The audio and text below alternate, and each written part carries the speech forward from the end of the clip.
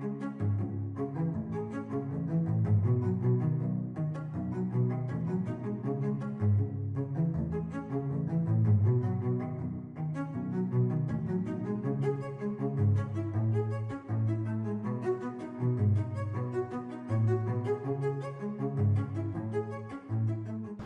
tal? Muy buenas tardes, soy Héctor de Mauleón, le agradezco que nos acompañe nuevamente en una emisión del Foco. Le doy la bienvenida como cada semana a Beca Duncan, bienvenida Muchas Beca. Gracias, Héctor. Y nos acompaña nuestro amigo Michel Altamirano. Hola, buena tarde. Con quien hemos estado recorriendo el Paseo de la Reforma, buscando las huellas del pasado. Iniciamos nuestro recorrido en donde estuvo la Palma Centenaria, que desapareció luego de la pandemia. Que no desapareció, que la dejaron morir después de la pandemia, y caminando a un lado de lo que se llamó primero Colonia Americana y que Porfirio Díaz bautiza con motivo del centenario del natalicio de Benito Juárez como Colonia Juárez. Hay muchísimos testimonios que narran los orígenes de esta colonia, a la que influyó mucho la llamada Ley de Colonización, que saca el presidente Lerdo, que saca el presidente Manuel González, y que permite, para atraer inversiones al país, que permite o que facilita la entrada de muchísimos inversionistas extranjeros, muchos de ellos italianos, también son muy olvidados. Hemos hablado de inversionistas estadounidenses, de inversionistas ingleses a lo largo de este recorrido, pero también hay una presencia muy importante de la colonia italiana, que se va al oriente del país, a la zona de Michoacán, a sembrar aguacate. Ahí está el origen de la zona aguacatera. Puebla y Veracruz también. Puebla y Veracruz, pero mira, Chipilo, se forma por eso produce esos lácteos. Se forma Nueva Italia en Michoacán, precisamente a resultas de esa migración, y se funda Lombardía. Por eso cuando uno va a Michoacán encuentra después a veces unas mujeres que dicen, no parecen de este país, pues son europeas. Bueno, y en Huatusco, Veracruz, que es una ciudad muy muy pequeña, hay también una colonia italiana, la verdad, bastante grande. Y muchos de ellos, ya lo platicaremos más adelante, levantaron residencias, palacetes en esta zona, porque amasaron grandes fortunas los encargados de los cultivos de arroz, claro, ¿no? Que se volvieron muy ricos en ese tiempo. Y comentábamos, había muchos testimonios de cómo fueron los orígenes de la colonia Juárez, cuando las primeras familias acomodadas se vienen de Santa María la Ribera, ya habían dejado el centro, se habían pasado a Santa María la Ribera y se comienzan a dispersar por lo que fue la colonia americana primero, y que recibe el nombre de la colonia Juárez. En ese momento, el Paseo de la Reforma pues no tiene nada que ver con lo que conocemos. De hecho, es Manuel González, es Lerdo de Tejada el que hace la ampliación, le agrega 2 metros de los camellones. Y ya cuando construyen las colonias de Cuauhtémoc y de Juárez, agregan estas laterales, pero como tránsito perimetral, para que el paseo circulara de una manera y las calles laterales permitieran el sentido doble y se ingresara hacia sus colonias propiamente. Me obsesiona ese relato de Enrique Krill, uno de los niños que crecieron en esta colonia en los años 20, a principios de los años 20, de cómo este era el jardín de la colonia, de los niños de la colonia. Aquí traían a los niños en las carreolas, aquí jugaban, había inexistente tráfico de vehículos. De hecho, él cuenta que algo que me parece sorprendente, su primera relación sexual ocurre en una banca al atardecer, en una banca de Reforma. Imagínense la soledad, no había nada. La privacidad, la intimidad que había en este lugar, un lugar completamente distinto. En este lugar llega a vivir Victoriano Huerta, llega a vivir Plutarco Elías Calles, desde luego el presidente Madero, incendian su casa en este sitio. Pino Suárez, toda una clase política se asienta en estas calles a la vera del Paseo de la Reforma. Aquí al lado no nos olvidemos de la casa de Manuel Luis Estampa, así es. Muy bien, pues estamos en Génova, mi querido Michel. Sí, nos citaste aquí para ver algo que pues a veces pasa muy desapercibido. Tú lo has dicho desde el primer recorrido, cuando pensamos en Reforma pensamos solo en los monumentos, Así en las es. glorietas, pero hay mucha arquitectura que ver también a los lados. Y esto sorprende porque, si no estoy equivocada, es la única iglesia que hay en Paseo de la Reforma, salvo San Hipólito, ¿no? Pero digamos, de este tramo... Ese ya sería como la Guerrero. Ajá. Ajá, sí. Este tramo es realmente el tramo original, por decirlo de alguna manera, del Paseo de la Reforma. Así es. La única iglesia. Es la única. Ese templo fue diseñado por uno de los arquitectos que vamos a ver posteriormente en la Diana Cazadora, que es Vicente Mendiola. Vicente Mendiola es uno de los principales impulsores del estilo Art Deco. Es el diseño que tiene esta iglesia, y de hecho en el año 2016 pues una persona que ustedes conocen muy bien, es José Alfonso Suárez del Real, motivó a que se promoviera como patrimonio cultural de la Ciudad de México. Es la única iglesia, bien lo dices, Beca, que tiene el Paseo de la Reforma, pero también es de los pocos ejemplos en Art Deco, junto con el edificio que está en la esquina de Amberes, que tienen este diseño, que tienen estas formas. Suárez del Real es el que dice que no hubo sacrificios humanos, ¿no? Me suena que los aztecas no practicaban sacrificios. Lo llevaron a pasear al metro hace un tiempo. Oye, pero sobre Mendiola creo que es importante también mencionar que él deja una huella importante en el Paseo de la Reforma. Ya mencionabas la Diana, Así que es es. esta obra que hace junto con Juan Fernando Laguibel, y también la Fuente de Petróleos. Así es. Es obra. De hecho, la Fuente de Petróleos es anterior a la Diana. No, posterior. ¿Es posterior? Sí, sí, sí. Ah, pero De es la el mismo Diana. modelo. Se hace primero, la Diana, y pero es tiene la misma tanto modelo, éxito es la misma que la modelo. vuelven a Sí. llamar a Elvia Martínez Sí, sí, de Díaz sí, Serrano tienen razón. para que Sí. modele una escultura que tampoco ve. Una de las cosas, de las grandes tragedias, y lo platicaba Beca en el programa pasado, es que las glorietas estaban trazadas como lugares para que la gente estuviera Así es. al lado de los monumentos, con bancas, etcétera. El Caballito quedó aislado, Colón quedó aislado, cercado, es imposible acercarse. La glorieta de La Palma pues nada más era para verla, y pasa lo mismo con la Diana y otras glorietas, cómo las fue devorando la ciudad. Y dijiste un tema muy importante, que es un tabú, las bancas. Las bancas que están No a los hemos costados del hablado de Reforma. las bancas, Michelle, y son también muy emblemáticas de Claro. cuando pensamos en el Paseo de la Reforma, pensamos también en estas bancas que tienen. Porque dicen algunos cronistas y algunos investigadores, estas son las bancas que se trajeron de la balaustrada del monumento de Carlos IV cuando estaba en el Sí, Zócalo. no. Y las que originalmente se llevaron son las que están en la Alameda. Son Sí, esas, sí, son sí, las sí, primeras. sí, sí. De ahí tomaron las réplicas para ponerlas en la glorieta de Colón y en la glorieta de Cuauhtémoc. Y luego irlas colocando separadamente, estas pequeñas que son de 3 segmentos, que la gente descansara, que la gente paseara, que la gente disfrutara su paseo, que la gente se apropiara del paseo, porque como bien lo dijimos en el primer programa, Héctor, este paseo estaba muy relegado, muy olvidado, la gente no quería venir, la gente no quería apropiarse de él, la gente odiaba el reflejo del sol, la gente detestaba el reflejo del Bucareli era el imperialismo. paseo Sí, preferido. a las 4 de la tarde Así es. caminar hacia el castillo hacía que te pegara, te sigue pasando, ya lo comentábamos, el sol directamente en la vista, Sí. y eso hacía que la gente no lo quisiera mucho. Así Desde es. luego no era el paseo que estamos viendo. El paseo se terminaba en la glorieta Del Caballito. de Cuauhtémoc. El primer tramo, a partir de ahí la calle se hacía así es. angosta y corría hacia Chapultepec. Como lo vemos acá, así es. Sí, sí, sí. Fue precisamente durante el gobierno de Lerdo que se hacen estos trabajos de embellecimiento. Antes de continuar, sí, cine latino.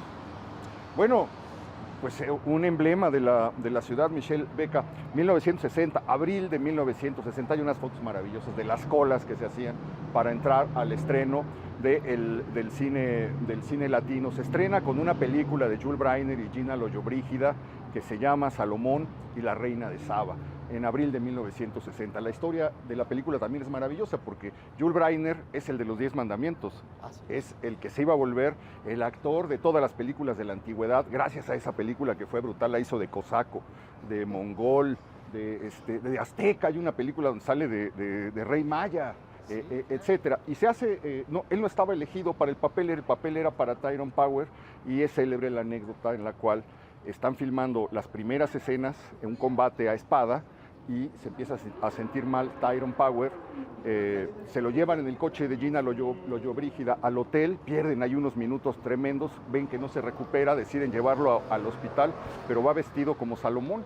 Llega al hospital vestido como Salomón y ahí se muere de un infarto, justo cuando había comenzado el rodaje de la película. Hacen el cambio y ponen a Yul Brynner. Y entonces la noticia, pues Tyrone Power era uno de los actores de Hollywood más adorados y más admirados por el público. La noticia de su muerte y la sustitución de Yul Brynner crea mucho interés. La gente viene a ver qué pasó. Pues decían que salía en unas escenas de la película de manera lejana se veía a Tyrone Power y en las otras ya aparecía Yul Brynner, este actor que se hizo famoso porque se rapaba la cabeza y le dio un tono, su rostro le dio un tono característico. Entonces se marca con un exitazo, se inaugura con un exitazo el cine latino.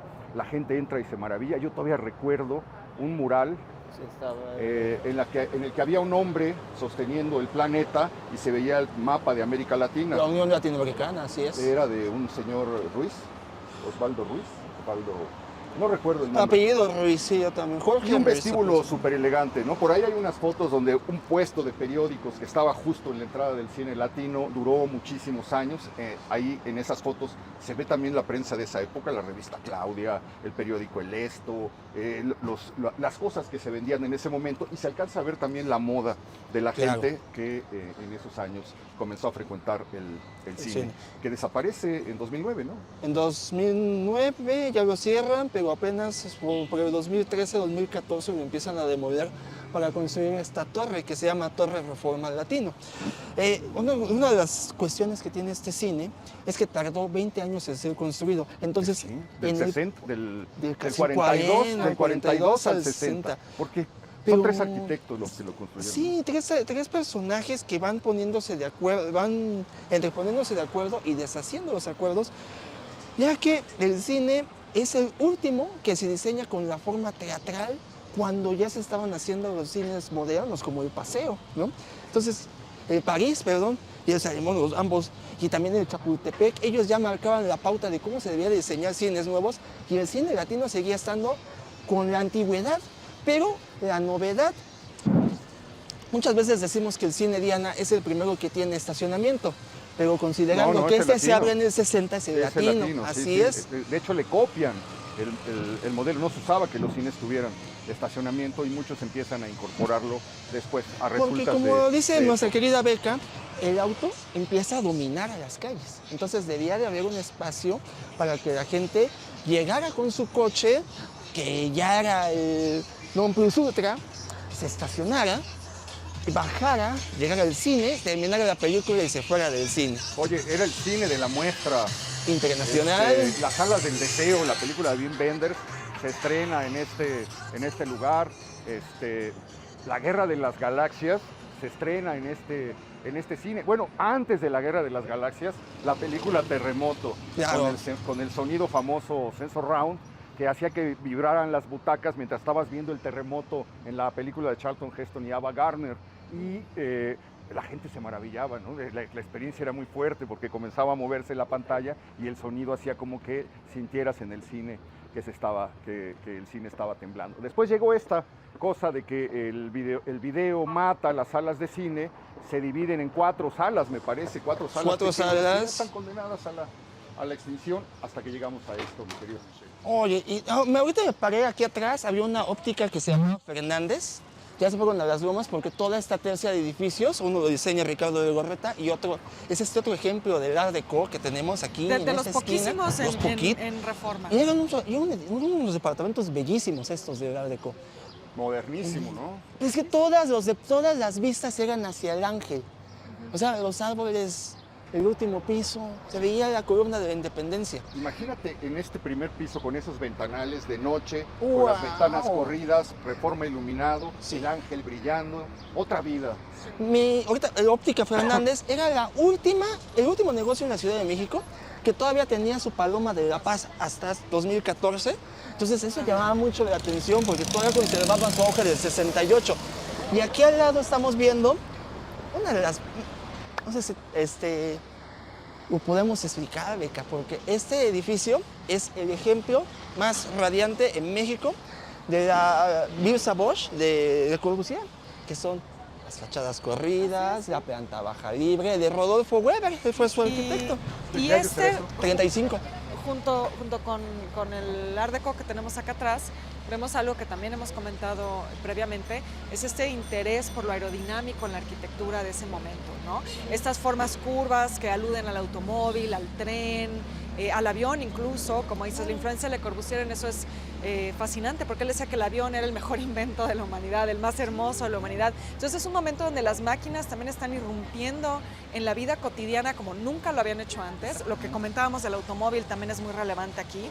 Claro. Y esta idea de la velocidad, de lo aerodinámico, pues también termina impactando en la arquitectura. Sí. Es un estilo que, como ya hemos dicho en otros programas, se le conocía como streamline, ¿no? Por esta línea aerodinámica. Y bueno, es la verdad muy notable que todavía conservemos algunos ejemplos de esto en Reforma. No, son poquísimos. Oye, bueno, estaba yo pensando... aquí estuvo muchos años, aquí viniste muchos años, Héctor. No, bueno, pero este fue el lugar de reunión de la clase política y de los periodistas más importantes.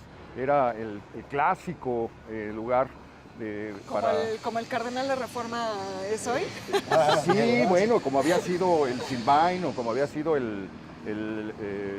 donde apresan al hermano de Madero, ¿cómo se llama? El restaurante donde apresan al hermano de Madero. Gambrinos. El Gambrinos. El Gambrinos.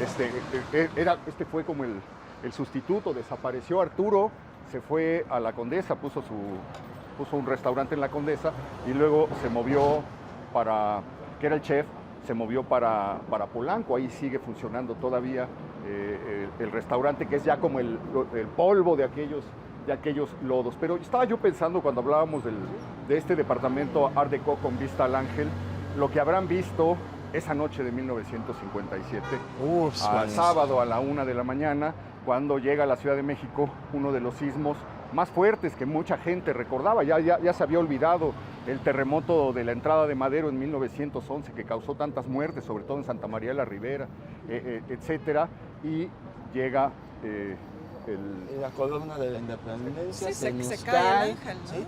Y nos quedamos picados porque nos están marcando un corte. Así que regresamos con ustedes.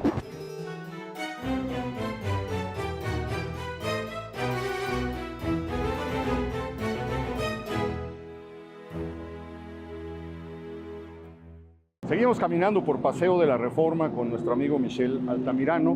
Recordábamos la noche de 1957 en la que llega un terremoto, se cae el Ángel de la Independencia, queda hecho pedazos. Alguna vez hemos recordado la nota que aparece en el periódico La Prensa de cómo unas personas que salían, porque fue a la 1 de la mañana, que salían de una fiesta y estaban esperando un taxi o iban caminando por este lugar, les toca presenciar el momento del desplome, se hace pedazos, queda todo este tramo lleno de un brillo de oro que con los fanales de los coches que pasaban relumbraban, y llegan los reporteros de la prensa, llegaron muchos periodistas, pero los de la prensa comienzan a localizar a los testigos que describen justo ese momento. En vista de eso, ¿qué opinas de esto, mi querido Michel?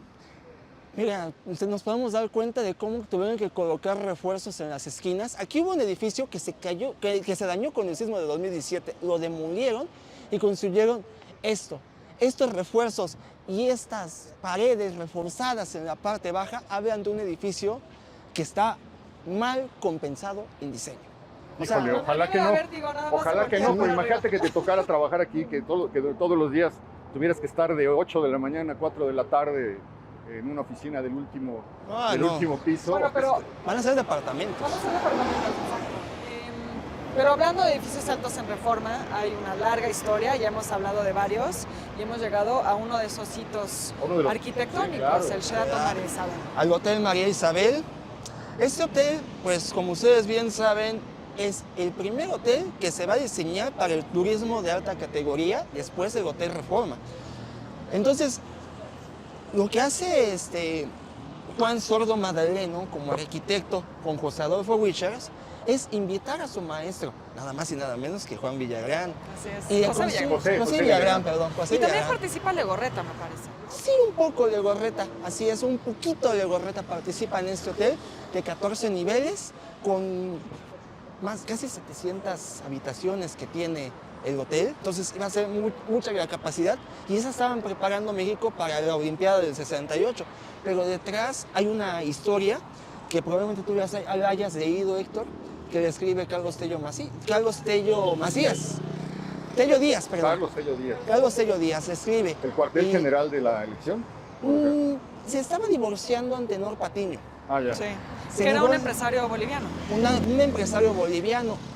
Y para que le lograra el divorcio de María Cristina Borbón, el gobierno de México le pide una inversión grande. Y veían que tenía mucho dinero y pues la inversión grande que tú vas a hacer es un hotel. Construyen el hotel en el 58, pero en el proceso de la construcción, una de sus hijas, María Isabel, se va con James Goldsmith. Sí, se fuga, ¿no? Se fugan, 7 meses de embarazo, cae en coma y fallece. En honor a ella le ponen el María Y ella Isabel. era jovencísima en ese entonces, ¿no? No 19 años. Sí, sí. 19 años tenía. ¿De qué año es el hotel? Del 58 inicia la construcción y termina en el 62. Sí, la inauguración es ese. Fíjate, entonces cuando cae el Ángel, el lugar donde nos encontramos, pues todavía estaba rodeado. Yo todavía recuerdo donde está esa palma muerta que está ahí. Todavía recuerdo la casa que estaba en ese tramo. ¿Qué? Bueno, Raúl aquí vemos Un ejemplo. el único vestigio quizá de lo que era el Paseo de la Reforma. Esto que de está ese aquí momento. Esa fachada. es lo que... Pero es que imagínate Como nada habrá que más el imaginar cada privilegio esquina, sí. en 1910 de poder comprar un terreno, un predio para construir tu casa o tu mansión frente a lo que iba a ser el monumento más importante levantado en esos años. Una cosa que se empezó a planear desde 1892, 93, de cara al Centenario centenario Independencia. de la independencia. Y la preocupación que por ahí está expresada, que tuvieron muchos de los que habían comprado y que iban a construir aquí, cuando vieron que empiezan a levantar la columna de la independencia y a los pocos años está completamente ladeada, completamente inclinada, y el peritaje les dice tienen que tirarlo y volver a empezar porque está mal la cimentación. Y entonces la gente se comienza a preguntar, entonces está mal el suelo donde se levantó el Ángel, ¿haré la casa o no haré la casa? Etcétera. Bueno, pues todo se resuelve. También resuelto que el Ángel, mientras la ciudad se hunde, el Ángel sigue en su sitio. Ahora parece que se va acercando al cielo. subiendo. Porque, Bueno, ya tiene un montón de escalones. le pusieron escalinatas, pero el nivel, es decir, nosotros estamos caminando varios metros más abajo de como caminaron los Sí. porfirianos. Ahora, tú quizá entiendas mejor de esto, Michelle, porque tú eres arquitecto y politécnico además, hay que decir. Pero lo que a mí me han explicado alguna vez es que el Ángel va subiendo porque el peso de estos edificios tan altos lo está elevando. Un poco lo que sucede con el Templo Mayor, ¿no? Que también se va elevando con el peso de los edificios alrededor. Pero no sé si eso sea correcto. Tuvimos la participación de el mayor experto en mecánica de suelos que ya había advertido todos los procesos, ¿Quién era Garitano? Gonzalo Garita, así es, y él pone una barrera de polines de madera cercando en círculo toda la plataforma que se habría de levantar a partir de 1907, después de la demolición que se vino hacia un lado. Entonces, los anclas 30 metros de profundidad. De ahí empieza a levantar la columna. De hecho, muchas personas dijeron, es inaudito que alguien ponga tanta ingeniería en un monumento pues, nada más decorativo. Y al final del día nos empieza a mostrar que es un ejemplo bellísimo de la ingeniería. Oye, el armado de la columna, el utilizar canteras de Amealco, el utilizar mármoles de Carrara, el utilizar granitos del Monte Orfano, el utilizar mármoles verdes de Génova, amarillo también. Entonces, era un ¿Quién se peso. encargó de los mármoles, de comprar los mármoles? Los trajo directamente el Adamo Boari en algunos casos, porque tenían sobrantes de Bellas Artes. Y bueno, como dices, son materiales pesados. De hecho, por Sí. eso ahora que mencionas Bellas Artes, por eso Bellas Artes también, pues fue un caso similar, Héctor. Desde que se construyó se empezó a hundir, ¿no? Sí. Porque el mármol tiene un peso mucho mayor que las Y ese sí piedras estaba en una, usadas sí, zona sí. que de plano era Fangosa. lacustre, fangosa. Pero también ahí entra la necedad de Boari. Gonzalo Garita le había limitado muchas cosas a Boari cuando construyen el Palacio de Correos. Y estando en el Palacio de Bellas Artes, hace nuevamente la dupla, pero dice, no, Juárez dice, no, yo no voy a permitir. Gonzalo Garita había calculado 12 toneladas por metro cuadrado de peso en el terreno de donde está el Palacio de Correos, pero del otro lado no tiene el mismo soporte, entonces le puso mucho tonelaje y por eso se vino abajo del lado de la Avenida Hidalgo, del lado de las casas de los mariscales de Castilla. Y sobrevivió al sismo del 57, de hecho es un referente porque podemos ver los videos de todos los sismos, del que acaba de pasar, desde el 2022, desde el 2017, desde el 2012, de cómo la columna se mueve. Pero después del 57, la escultura original que quedó aplastada y que está en el archivo de Carlos Sigüenza y Góngora, allá en el centro, hacen una nueva y se traen una indígena para que sea la figura. Sí, está la gran historia, una de las grandes historias de la ciudad y del Paseo de la Reforma, que es el descubrimiento de quién había sido la modelo del Ángel, una costurera, ¿Sí? Ernesta Robles, que Enrique Alciati y César Volpi descubren en un salón de baile del Porfiriato. Sí. Porque mucho tiempo se dijo que era Antonieta Rivas Mercado, lo cual sería realmente imposible porque ella era muy una flaca, niña. sí. Y era Bueno, una y además niña, era una o sea, niña. No había manera. Y luego estaba el misterio de la identidad, pero a mí lo que me fascina es que la mujer que se prestó para hacer el modelo, que era esta costurera Ernesta Robles, les pone como condición que nunca digan que es ella, porque piensa que su reputación se va a arruinar cuando se sepa que ¿Qué es lo mismo con la Diana? Sí, claro. O sea, lo mismo ¿no? que la Tampoco Diana, se sí supo es. durante Hasta que ella misma lo revela, pero el hecho es de que cuando se cae se pregunta quién era, pero a mí lo que me encanta es pensar en Ernesta Robles pasando por el Paseo de la Reforma durante 50 años, durante 40 años, sabiendo que es ella la que está reinando, presidiendo la ciudad y que nadie más lo sabe. La encuentran en una vecindad de Tlalpan unos periodistas y ahí les enseña las fotos y les demuestra que era ella el modelo del Ángel de la Independencia. Antes de terminar, de cerrar con la columna de la Independencia, no puedo dejar por alto la casa de los Braniff Lascurain que estaba de aquel lado, donde está el edificio Bolivia, que durante mucho tiempo fue una automotriz. Allí estaba una casa que era de Thomas Braniff, del hijo De Alberto Braniff.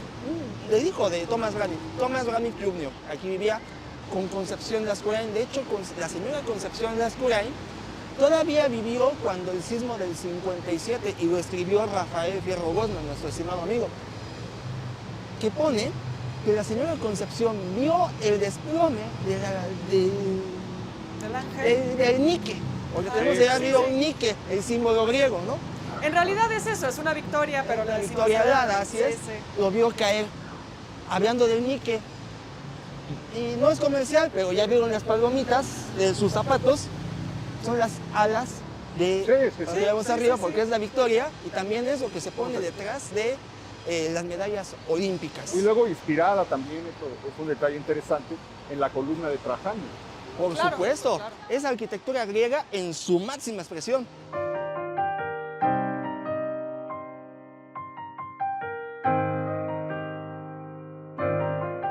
Continuamos nuestro recorrido por Paseo de la Reforma, acompañados por Michelle Altamirano, y estamos pues en otra de las esquinas emblemáticas por muchos sentidos, por muchas razones. La primera es la belleza que tenemos aquí atrás, una de las pocas casas de esa época que quedan en el Paseo de la Reforma y que perteneció precisamente a un empresario italiano, de estos que hablábamos al principio, es la Casa Cusi. La casa de los Cusi, Fernante Cusi. Sí, un empresario arrocero, Claro.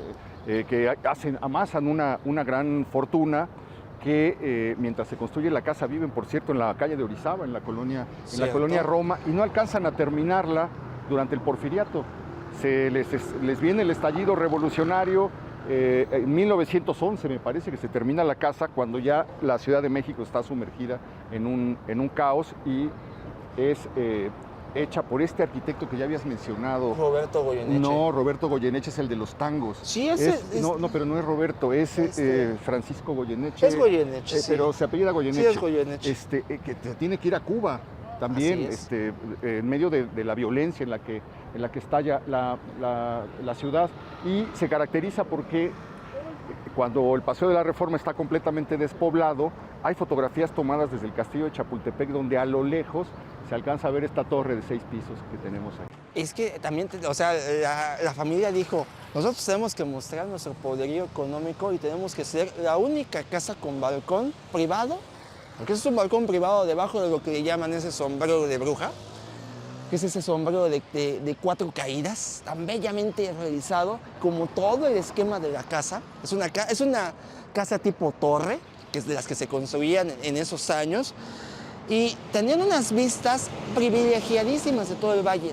No sé si ustedes quieran imaginarse estar ahí parados, igual a los que están viéndonos, estar ahí parados y ver todo el paisaje llano. Sin todas estas los torres. volcanes, el Ajusco, No, y lo que quedaba del lago. la vista del Ángel, imagínate nada más la vista del Recién Ángel. inaugurado y brillante. Hasta casi al Así mismo es. nivel. Y creo que es muy representativa de los estilos arquitectónicos que podíamos encontrar en la ciudad de esa época, que lo mismo vamos a encontrar mencionamos la colonia Roma, por ejemplo, la colonia Juárez, que esto que es como el ecléctico, ¿no? Así es. Porque tiene como algunas cosas un poquito neogóticas de pronto. Muchas de las casas que hemos visto también recuperan estos pues neos, ¿no? Como se les llama en la época, que es como revitalizar los estilos históricos de la arquitectura. Hay un neobarroco también, es decir, todos estos estilos europeos, importarlos a México y hacer como combinaciones un poco al gusto del cliente, ¿no? De alguna manera. Oye, ahora es un restaurante. Sí, Aquí abajo y de hecho hay puedes bajar hay a que- los sótanos Hay que de venir la para casa. sentirse Sí, sí. por un momento miembro de la oligarquía porfiriana, ¿no? Sí, así es. Y durante algunos años también fue aquí esta casa oficina mexicana de autobuses, cuando los años 70, los años Y 80. tenemos aquí otra cosa Oye. interesantísima, ¿no? Los condominios de Pani, que fueron... Mario Pani sí los describía como casas flotantes en el Paseo de la Reforma. Es que la gente en esos años todavía tenía la intención de tener su casita con el jardincito, pero ahora una casa flotante en el Paseo de la Reforma con vista al Ángel, porque la mayoría de los departamentos ven hacia el Ángel, son de 2 pisos. Esos departamentos son dúplex, son de 2 pisos. sí. No, dúplex no se conocen como tal, son de 2 pisos los departamentos. Y es el primer condominio que se realiza en México, pero de ese lado, que es el de Guadalquivir, enfrente del cine Guadalquivir, creo que es una sala de arte, por cierto, la que está enfrente es condominio de departamentos, pero atrás es de oficinas, son 2 torres acá.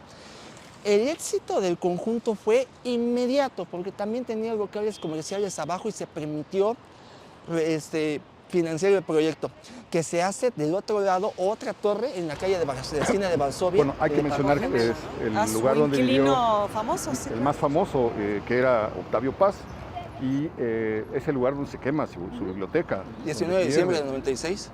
Donde pierde 19 de diciembre. Del 96. Y ahí Muy pierde todo. Un gato le corrió.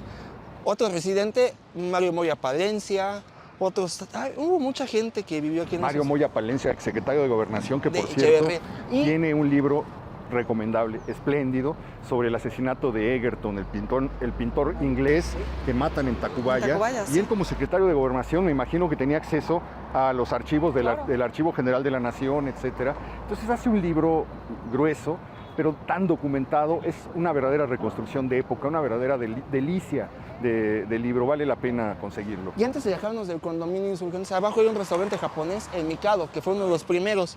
Sale en crónicas cinematográficas en Amores Perros, es donde llega el chivo y mata al papá de la hija. Bueno, Al yo papá de la hija. O sea, es que el chivo, el personaje que hacía Emilio Echeverría, era sabido como guerrillero, había dejado a su familia y luego llega otra persona que se hace el papá de su hija, que lo ve como el papá, ¿no? Sí, sí. Es la nota de... ¿no? Y bueno, de estos condominios también algo que destaca y que parece que vamos a tener la oportunidad de verlo, es que aquí Mario Pani está ya también trabajando con la integración plástica. Claro. Porque hay murales de abajo. mosaicos en toda la parte de abajo, así es, como el lobby, la recepción. Y bueno, esto es algo que también Mario Pani va a utilizar en otros proyectos, muy famosamente la unidad Juárez, ¿no? Claro. Donde hace esta colaboración también con Carlos Mérida. Carlos Mérida. Entonces, bueno, también vemos como aquí va a empezar ya también a trabajarse esta combinación del muralismo ya de una manera un poco más experimental, integrándose propiamente al proyecto arquitectónico desde un inicio, no como sucedía antes, que el mural llegaba después, ¿no? Aquí el arte está incorporado desde un inicio en el diseño de los edificios y que es también el modelo de CEU, ¿no? Ajá, el modelo de CEU que hace Siqueiros en el Sí, y muchos otros, ¿no? Eppens en el de medicina, o sea, esta idea de que el muralismo como expresión máxima de la cultura mexicana tiene que formar parte de estos proyectos modernos de arquitectura. 368. Sí, aquí vamos. Vamos a subir y ahí platicamos porque probablemente Perfecto. vamos a poderla ver desde una perspectiva inédita. Beca nos ha conseguido acceso a uno de los departamentos de Pani. Como lo hizo Pani, hay que subir con precaución, no vaya. Seguramente. Acompáñenos. Gracias.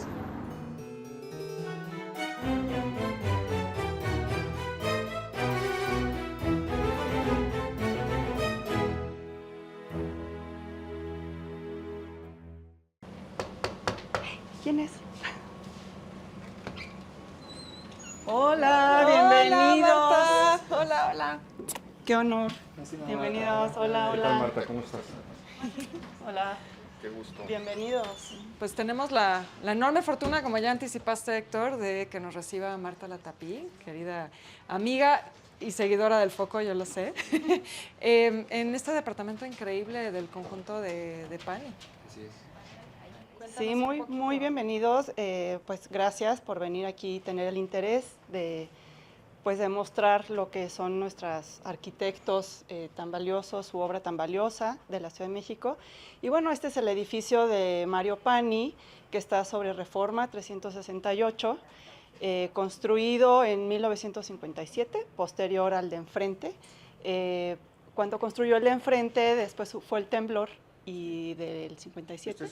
¿57 o 59? 57. 59, no sé, abajo dice. 57 y 58 aproximadamente, sí. Exacto, porque fue el temblor del 57 cuando se cayó la cabeza En del los ángel. buzones que vimos en el lobby aparece 1959. como Ah, exacto, una exacto. fecha Es que junto a su nombre, sí, me hago ¿no? un poco de Ajá, bolas. sí, sí. Se cae la cabeza Pero del seguramente ángel. puede ser que inició la construcción en 57 y se inaugura. en Sí, lo hizo posterior al otro porque ya lo hizo con otra técnica, que si bien pueden ver del otro se enchuecó, entonces él dijo, no, tengo que hacer otra técnica para el tema de los sismos. Con ¿no? el sismo del 57 el conjunto de enfrente se ladeó y desde entonces está ladeado. Además hasta la administración muestra los planos y dice, desde entonces está ladeado mi edificio. Sí, y bueno, pues no se ha ladeado, hemos tenido algunos sismos, pero pues todo en orden.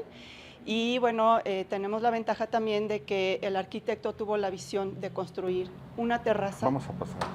Sí, No, Oye, es nada que- más rápido, antes de salir, creo que vale la pena hablar un poco de esta madera maravillosa que encontramos, porque es muy de la época, le da mucho carácter al espacio, y todo esto es la madera original, o sea, así es como Mario Pani planeó los interiores de este conjunto. Así es, bueno, los otros departamentos no tienen esta madera. Este piso fue planeado, creo que originalmente para hacer un área social de todo el edificio.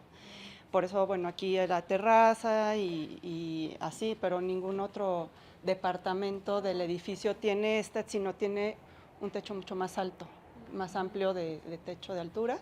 Y este es el único que tiene este bonito Pero es el único que techo. tiene este privilegio, Sí. ¿no? Que es La terraza tener es una bellísima. terraza sobre Reforma. Sí, yo creo que ni Obama la tiene. No, maravilloso, de verdad, es un espacio espléndido, que todo está acomodado, todo está pensado, es una obra sorprendente la que hace Pani. Bueno, desde luego, pues tenemos esta vista a Reforma, una Al vista ángel. Sí. inmejorable del Ángel de la Independencia. En algún momento se habrá visto la Diana desde Sí. este lugar.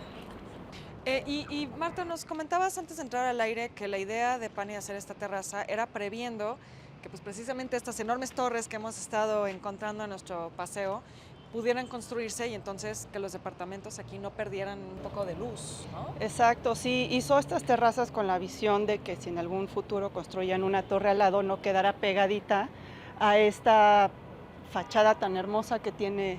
Si ven para arriba la perspectiva es impresionante, muy bonita. Sí, mosaico veneciano, que es muy Ajá. característico de este conjunto. Exacto, entonces fue un gran visionario porque de hecho sí hay un plan ahorita para construir una torre aquí de 40 pisos. Oye, y el hecho de hacer las esquinas de esta manera, ¿no? También es muy bonito ver como la transparencia de las esquinas. Digo, algunas han puesto la cortina porque es la hora que entra el sol, pero esta transparencia de las ventanas y toda la iluminación que entra al edificio es muy, muy, muy bonito. Yo ahorita estoy viendo la manguitería. Es el antecedente de la marcolita que pusieron en Tlatelolco totalmente. Ah, mira, qué interesante. Sí, claro, porque este edificio es un poco anterior a Sí, todo es esto, anterior. ¿no? Pero por unos poquitos años. Ahora imagínense lo que era el Paseo de la Reforma en 1959. No, pues una joya. No, de verdad, este es un lugar detenido en el tiempo, ¿no? Es una maravilla este espacio. Sí, y también es muy impresionante como el hecho de sentir que vives como en una de las partes o de las zonas más urbanas de la ciudad, ¿no?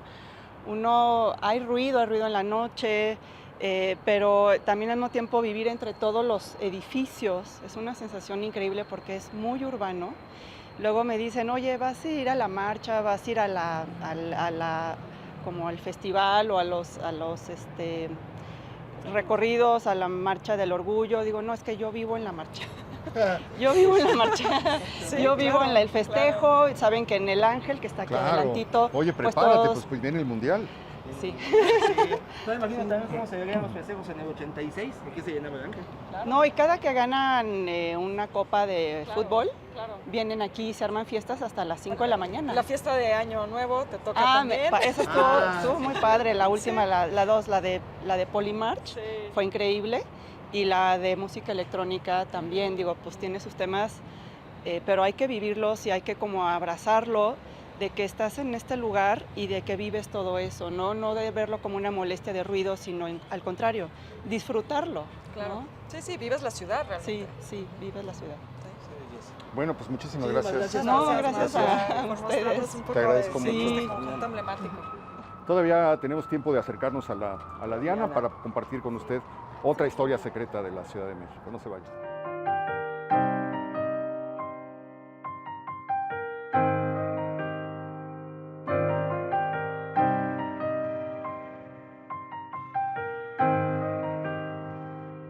Bueno, pues continuamos nuestro recorrido por el Paseo de la Reforma de la mano, del brazo de nuestro amigo Michel Altamirano. Llegamos a la altura del Cine Diana y de la fuente de la Diana Cazadora. Cine Diana, otro de los legendarios cines del Paseo de la Reforma, que se inaugura a principios de los años 60, yo creo que 61. ¿Qué es el 60? Con la película Amor sin Barreras. Ah, sí. Esa película de Natalie Wood que se convirtió en el musical más taquillero de la historia. Centrada en las pandillas de Nueva York, etcétera, una película premiadísima que duró en cartelera muchísimo tiempo, que marcó como muy pocas películas a la juventud de esos años, que desató secuelas en el cine mexicano de César Costa, tratando de imitar los movimientos de los bailes, las coreografías de Amor sin Barrera. Un cine pues donde muchas de las grandes producciones de Hollywood encontraron asiento y que terminó por volverse una de las salas legendarias con una escultura de Felgueres. De Felgueres que está en el MOAC, allá en Seúl. Sí, en la colección del MOAC. Alberto Guti, el arquitecto, fue. Y Alberto Gout. Alberto Gout, gracias. Y pues esos cines que todavía los primeros que tuvieron la pantalla Panavisión 70. Claro. Y de los que normalmente costaba 4 pesos en otro cine la función, aquí costaba 8, el doble. Olvidamos decir que en el Latino costaba 12 pesos. Cuando costaban 4 pesos en los cines de la ciudad, los cines más elegantes, 8 pesos, y el Latino 12 pesos. Y antes de cortar, pues vamos a cruzar, y antes de cortar, no, pues ya no podemos cruzar porque nos viene el metro. Pero nada más un comentario rápido, este también es importante desde la perspectiva de la arquitectura, como hemos estado platicando. Sí podemos. Sí. Porque es de los primeros casos donde nuevamente vemos esta combinación de usos mixtos, de los primeros que incluyen como parte de la experiencia del cine los locales de restaurantes. Claro, y aquí está abajo el Inis, uno de los restaurantes más clásicos de los años 60 y 70 que tenía muchísimas sucursales y ahorita ya ha ido en decadencia, esa tristeza de este cine. Y de este restaurante, el cine también es triste que se haya dividido en tantas salas y que perdió todo lo que tenía, todo su arte, toda su esencia, lo original como había sido diseñado este cine, que no era tan bonito el diseño, pero interesante era todo lo que movía. Escogimos una muy buena perspectiva para ver la Diana Cazadora. De verdad, perturba mucho pensar que la Diana Cazadora fue alguna vez una mujer de carne y hueso. O sea, imagínate nada más lo que vieron los Olaguibel y Mendiola Mendiola, sí. cuando están planeando la construcción de una fuente en Reforma y de repente ven pasar a una secretaria de Pemex que atraviesa, los deja callados. Sí, están planeando la fuente de petróleos. Es que la fuente es 10 Originalmente. años. Es 10 años después. Pero por eso están en Pemex, es lo que tengo entendido. Ah, bueno, o sea, puede están ser. en Pemex porque están planeando este proyecto. Puede ser. Así Y es. es ahí donde conocen a... Porque Puede era ser, secretaria de puede ser. Pemex. Ajá, exacto. Sí, no, el hecho es que en 1942 esta mujer le toca, ella pasaba la información que llegaba por encriptada sobre los avances, sobre los asuntos de la Segunda Guerra Mundial que tenían que ver con los petroleros mexicanos, con los buques petroleros mexicanos. Entonces llegaba información encriptada, ella la traducía y se la presentaba al director de Pemex. Ella es la que recibe la información de que los alemanes hundieron el buque Faja de Oro y Potrero del Llano y lo que ocasiona que México entre en la Segunda Guerra Mundial. Por alguna razón están, ya no me acuerdo, yo sé que lo de petróleos es 10 años se después, construye sí, después, pero por alguna razón ellos le proponen, estamos buscando, queremos hacer un monumento en Reforma, cuenta ella en sus memorias, y queremos que usted sea. Y entonces ella dice, no, pues desde luego que no. La convencen, le dicen, nadie va a saber, le vamos a pagar y guardamos el secreto. Y la citan en Obrero Mundial, en una oficina que Mendiola tenía en la calle de Obrero Mundial. Un privado. Y llegan y le dicen, se tiene usted que desnudar. Entonces ella se pone muy apelada y dice, no comprenda, nos vamos a retirar y se tiene que desnudar porque va a posar para hacer la Diana Cazadora.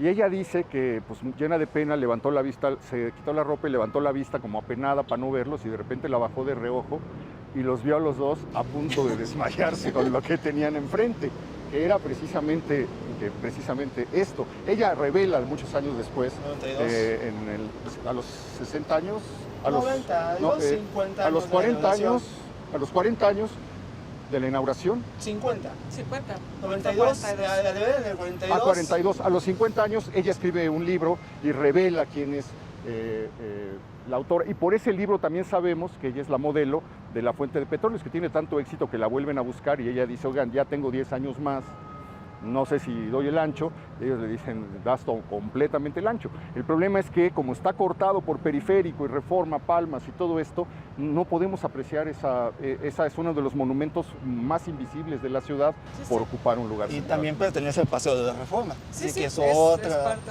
de Y otra de las cosas interesantes, o sea, Elvia Martínez Díaz Serrano vivía aquí a 5 calles, en Anzures. Entonces, no me imagino... Claro, porque la termina impres- casándose con Díaz Serrano. con Díaz Serrano. No me imagino la impresión que le costaba todos los días que cruzaba por esta zona, porque tenía que hacerlo para ir al centro, para ir a la Roma, para ir a la oficina, verse ahí y caer en el secreto que hasta que lo debe revelar. No, pero también lo calla porque hay que entender lo que era ser mujer en esa época, Claro. ¿no?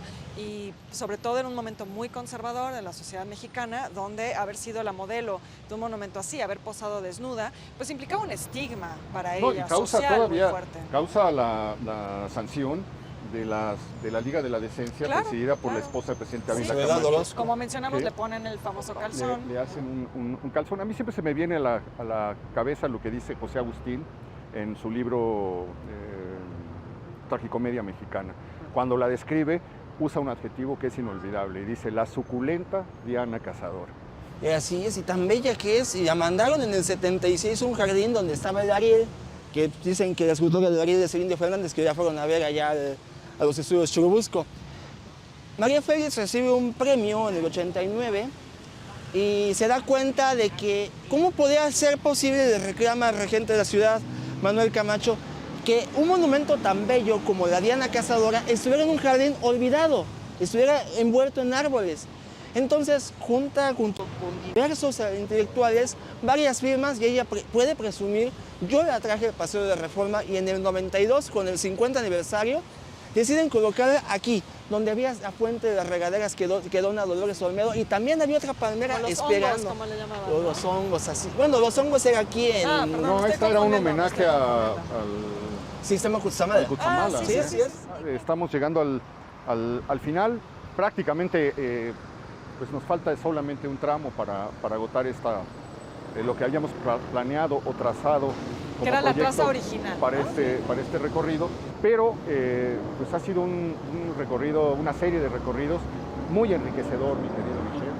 Deliciosa caminata. Muchas gracias por la invitación. Y si podemos concluir con esta casa ojea, es la que está debajo de la Torre Reforma, y también con un comentario adicional. Todos los monumentos ven hacia el Zócalo. Están construyendo la Torre Reforma que está encima de esta casa. Al arquitecto Luis Benjamín Romano le llega la noticia de que el suegro de uno de los arquitectos iba a visitar la obra, Ernesto Cedillo Ponce de León, y él llama como una afrenta de que estuviera viendo el edificio hacia el castillo de Chapultepec y no hacia los monumentos. Pero bueno, asuntos políticos, pero Oye, cosas que no Michelle, dejamos de y para asombrarnos de quien la Reforma. quiera buscarte, nada más recuérdanos cómo te encontramos en redes sociales. En redes sociales es Mish Arte. Ahí nos podemos encontrar tanto en Facebook, en Twitter y en Instagram. Y seguimos en contacto. Vale la pena, para nuestras podcasts.